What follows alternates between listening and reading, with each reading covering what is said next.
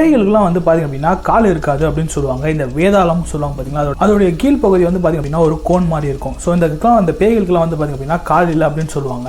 பெரும்பாலும் வந்து பார்த்திங்க அப்படின்னா முருங்கை மரத்தில் பேய் இருக்குது அப்படின்னு சொல்லுவாங்க இல்லையா. இந்த முருங்கை மரத்தில் வந்து பார்த்திங்க அப்படின்னா அந்த முருங்கைக்காயெல்லாம் வந்து பெருசாக இருக்கும். தூரத்தில் வந்து பார்க்கும்போது வந்து பார்த்திங்க அப்படின்னா ஏதோ தொங்குற மாதிரி ஒரு உருவம் தொங்குற மாதிரி இருக்கும். இப்போ இருக்க மாதிரி மின்சாரம்லாம் கிடையாது. 6 மணிக்கெல்லாம் வந்து பார்த்திங்க அப்படின்னா வீட்டுக்கு போயிடுவாங்க. ஒருவேளை வந்து சில மனுஷங்க வந்து ஏதோ ஒரு வேலை காரணமாக லேட் ஆகிடுச்சு அப்படின்னா இருட்டில் தான் நடந்து போவாங்க. நம்ம வந்து ரொம்ப தூரம் நடக்கும்போது ரொம்ப களைப்பாக இருக்கும். இந்த பாலைவனத்திலலாம் நடக்கும்போது இந்த பாலைவனம் படங்கள்லாம் வந்து பார்த்திங்க அப்படின்னா தண்ணி இருக்க மாதிரி ஸ்விம்மிங் பூல் இருக்க மாதிரி நிறைய பேர் நினச்சி குதிப்பாங்க. அங்கே வந்து பார்த்திங்க அப்படின்னா எதுவுமே இருக்காது, மண்ணு தான் இருக்கும். ஸோ அதே மாதிரி வந்து பார்த்திங்க அப்படின்னா நம்மளுக்கு வந்து மனநிலை வந்து ரொம்பவே வந்து டயர்டாக இருக்கிறதுனால வந்து நம்மளுக்கு வந்து பார்க்கறதுலாம் வந்து வேறு மாதிரி தெரியும். இப்போ நம்ம வானத்தையே கூட சில சமயங்களில் மேகத்தில் வந்து பார்த்திங்க அப்படின்னா எதனா ஷேப்பு எதனா மிருகம் தெரிகிற மாதிரி இருக்கும் இல்லையா. ஸோ இப்படி தான் வந்து பார்த்திங்க அப்படின்னா பேயோட ஷேப் வந்து உருவாச்சு. தூரத்தில் வந்து பார்க்கும்போது ஏதோ முருங்கை மரத்தில் தொங்குதுப்பா, முருங்கை மரத்தில் பேய் தொங்குது அப்படின்னு சொல்லி பேச்சு வாக்கில் வந்து ஒரு கதை வந்து உருவாக்கப்பட்டுச்சு.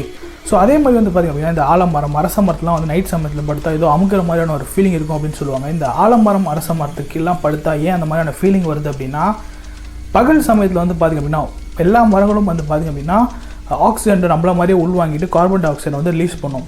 இந்த மரத்தில் வந்து சில மரங்கள்லாம் வந்து பார்த்திங்க அப்படின்னா அந்த ஆலமரம் அரச மரம்லாம் இருக்கு இல்லையா, இது வந்து கால நேரத்தில் வந்து பார்த்திங்க அப்படின்னா ஆக்சிஜனை வெளியேற்றும். நைட்டு சமயத்தில் வந்து பார்த்திங்க அப்படின்னா கார்பன் டை ஆக்சைடை வந்து வெளியேற்றும். முழுசாக வந்து நீங்கள் மரத்துக்கு அடியில் நைட் சமயத்தில் படுக்கும்போது கார்பன் டை ஆக்சைடு தான் அந்த மரம் வந்து ரிலீஸ் ஆகும்.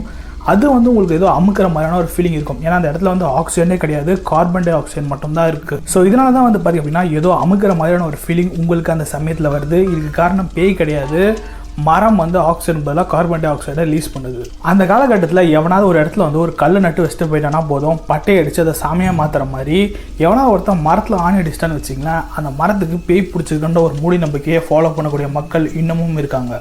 சயின்டிஸ்ட் எல்லாமே வந்து பார்த்திங்க அப்படின்னா அந்த பேய் இருக்கா இல்லையா அப்படின்றத கண்டுபிடிக்கிறதுக்காக